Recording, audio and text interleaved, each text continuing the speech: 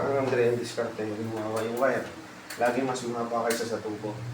Dahil nandini pa yung connection ng wirings, dito ako magtatap ng connection. Dapat mas mahaba yung lagi.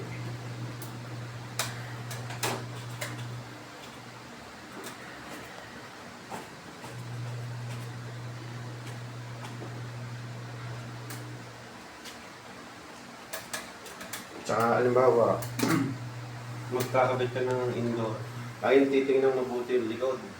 Kaya yung una kong layout, mababa. Kung ano yung tinuloy ko, doon sa likod, sabit sa bintana. Kaya bago ka mag-install ng indoor, titingnan mo muna yung lalabas sa likod. Kung walang tatamaan na mga kasagabal, yun.